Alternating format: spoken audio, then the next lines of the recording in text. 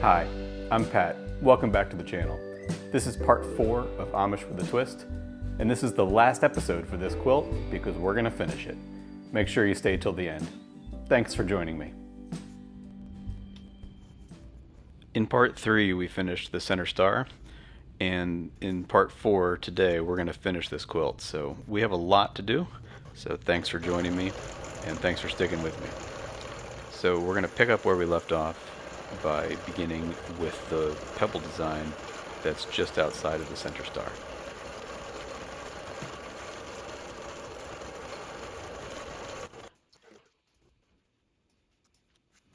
Now I'm going to repeat the same process on the left side of the center star.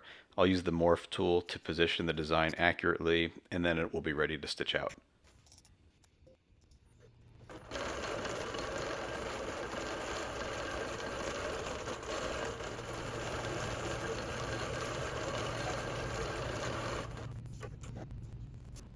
The next section I'm going to do is the crosshatching in the squares that's just to the left of where we were.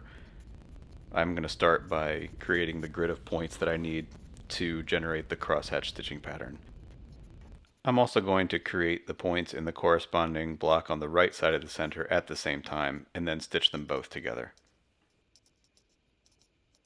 This process should look familiar from my earlier videos.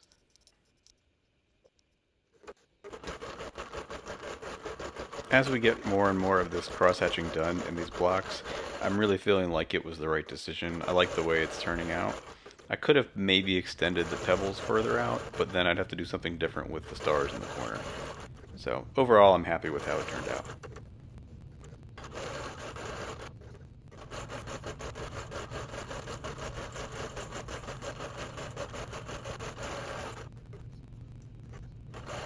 One especially nice thing about the cross-hatching is that it's got a traditional look to it, which is consistent with the overall look of the piecing of this quilt.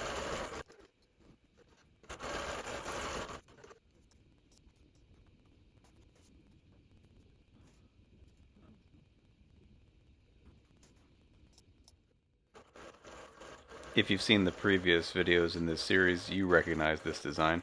This is a nice floral piece that it came with the software that you get with the Bernina.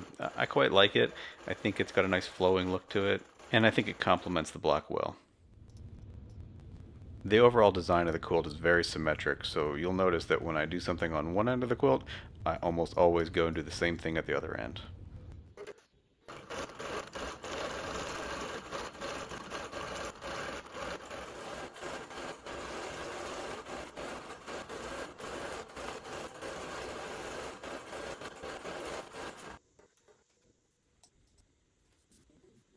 Next, I'm going to carefully check the positioning of the flower elements that are in the inner border.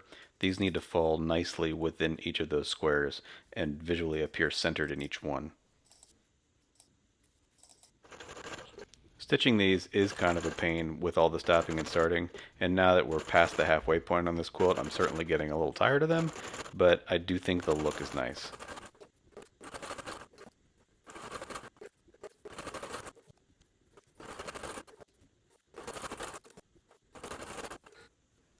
Next, I'm going to change thread color to purple so that we can do the inner border vines. These require a lot of care to make sure they're aligned correctly because they fit right up against the edge of the border, so any variation in position left to right really shows. On the left side, the vines aren't lining up correctly without some adjustment. So first what I did was mark the locations of the edge of the piecing using some points and lines so I get a visual guide on the computer. Then what I go and do is rotate the lower of the two designs just a little bit clockwise, and then shift left so that it's still aligned with the upper one where it leaves off. And then with a little bit of fine tuning, what that does is make sure that I can keep the design in the center of that inner border strip.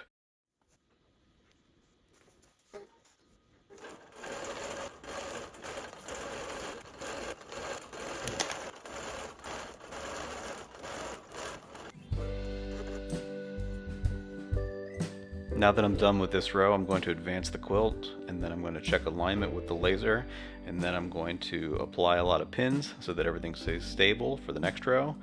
and then oil the machine, and then we'll keep going.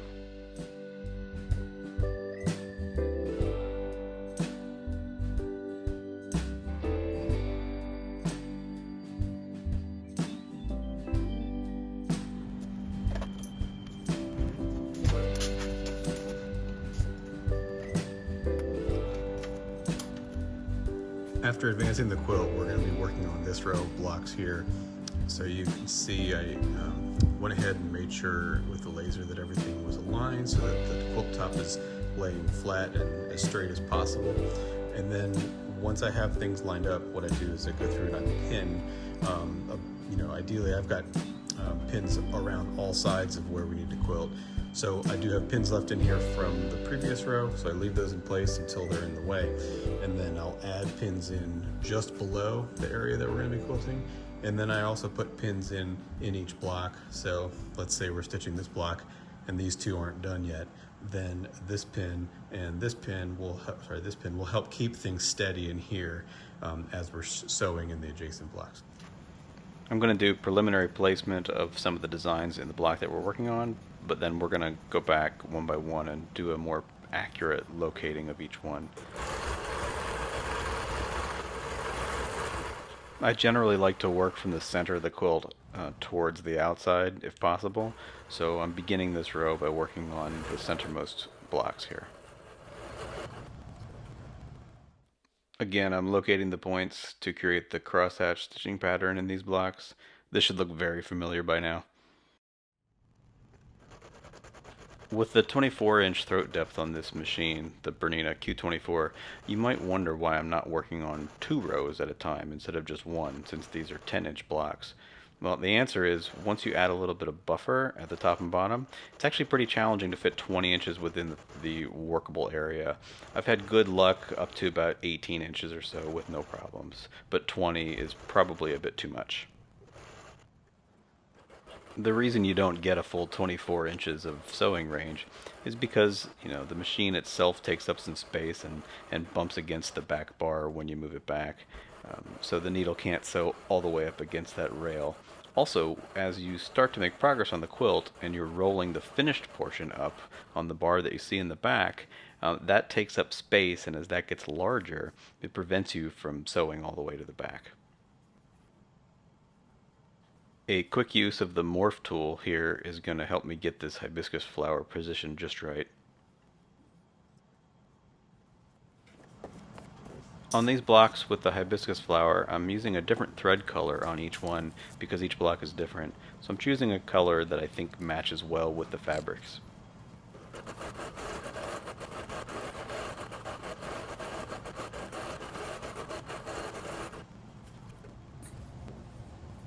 I used a yellow thread on the last one. On this one I'm going to use a pink thread that's similar to the color that you see in the fabric. You might have noticed I'm using a picture-in-picture effect here. My goal is to try to help you see both what's happening with the quilt and on the computer at the same time when we do things like using the morph tool to position the design.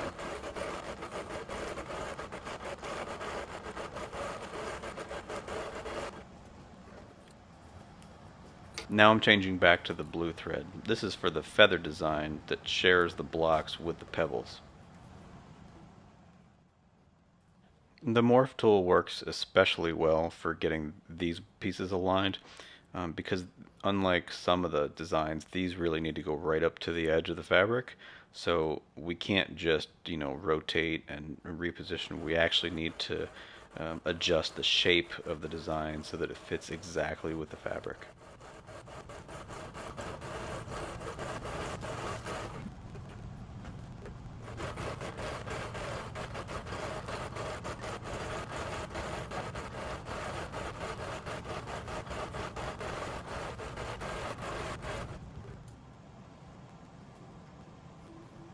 Since these border elements can sometimes require a little bit of adjustment to look centered within the fabric, I try to be really careful and either mark points in the computer to use as visual guides, or just move the sew head around to make sure I can see exactly where the stitching is going to land in the end.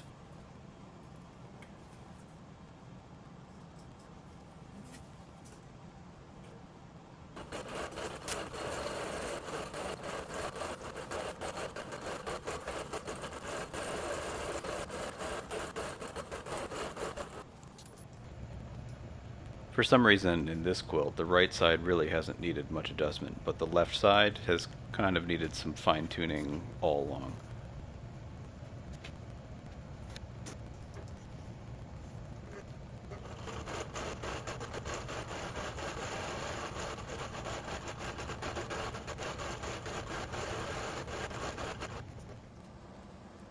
Next, I'm going to add the vines to the right side.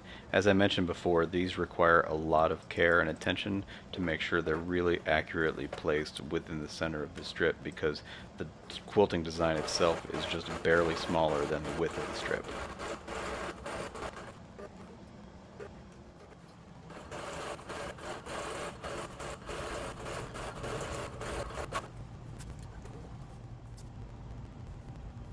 The only way to accurately position these flower elements is just to move the laser to each block one at a time and then adjust the position of each element as I go.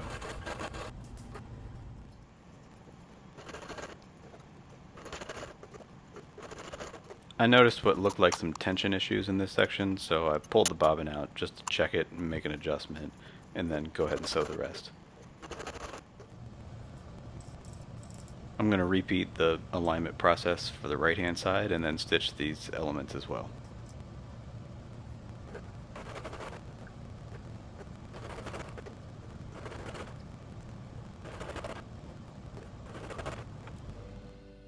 Hi, I'm continuing my work on Amish with a twist, and we only have 2 rows left to go now on the center portion, and then we'll get to the bottom border, and after that we'll be done.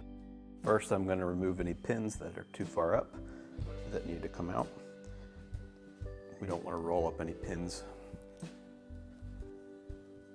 Next, I'm going to unhook the clamps at the edge of the quilt and then roll it forward until I get it in the position where I want it to be.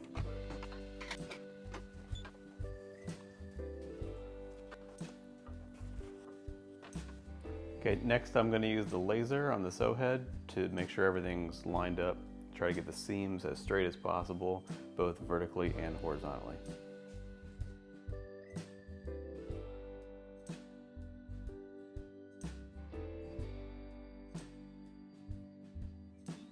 We're going to be working on this row of blocks next, and we've got everything lined up. Made sure all the seams are straight, using the laser on the sew head. Got plenty of pins in place, just to keep things steady while we're sewing. Down at the end of this row, this block here, the bottom of it is up about a 1/4 inch compared to the rest of the row. So it's not perfect, but we'll be able to accommodate that when we lay out the stitching designs. First thing we're going to do is align the safe area. So what I'll do is move the laser point to some stitch feature that's easily recognizable. So in this case, I'm using this cross here. I like to use an intersection for this because I find it's easy to get a really precise location when you're using an intersection between 2 rows of stitching. On this design, I don't use the morph tool. Instead, I take the intersections of the stitching paths that are near the center of the block and make sure they're carefully lined up with the center of the log cabin. Because of the fabric seams, I think it's most important that the center is aligned and the rest falls where it falls.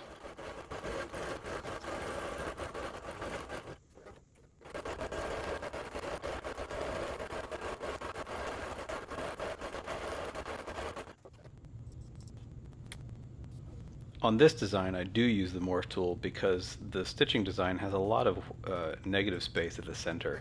So any kind of misalignment in the center, if it's minor, won't be very noticeable. I'm mostly interested in making sure that the edges are aligned with the edge of the block.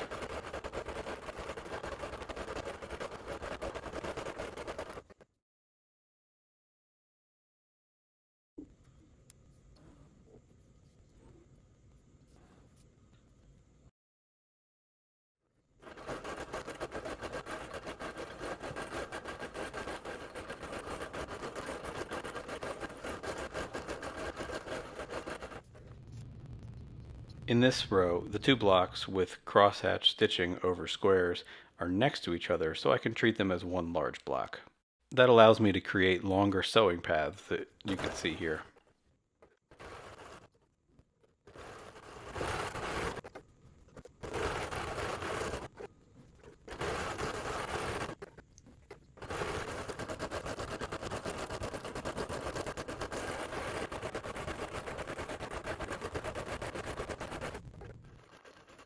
As you've probably noticed by now, every time we advance the quilt, we get to add more to the left and right borders.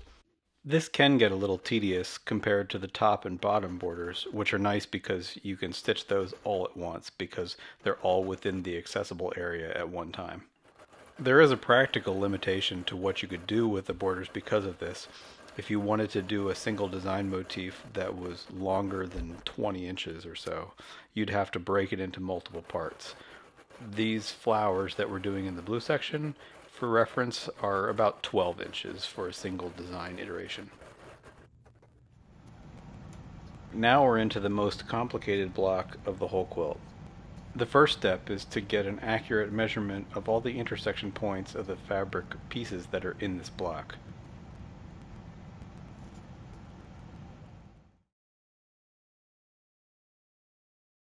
Next, I've inserted the background flower motifs. These are the same ones that you saw in the center block. I've positioned each one by eye using the guidelines created from the points.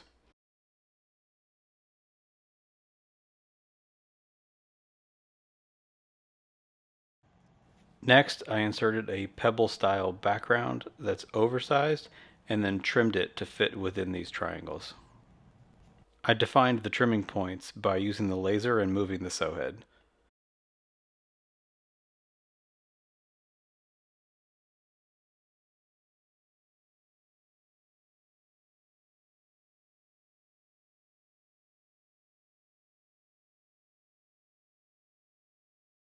Then I used a ruler and chalk pencil to mark half-inch increments and then created points from those on the computer.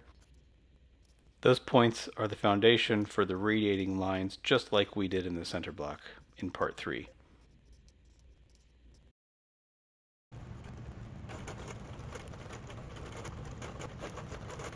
Even though this pebble pattern is small in size, it takes a little while to stitch each one.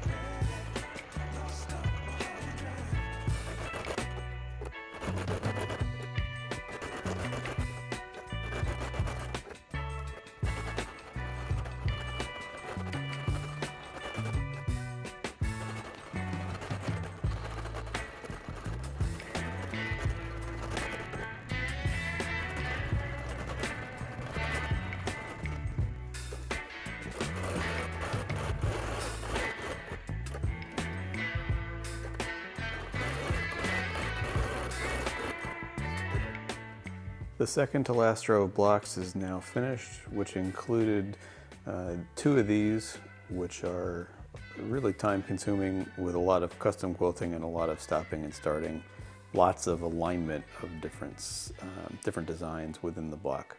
So I'm a little glad to be done with those two.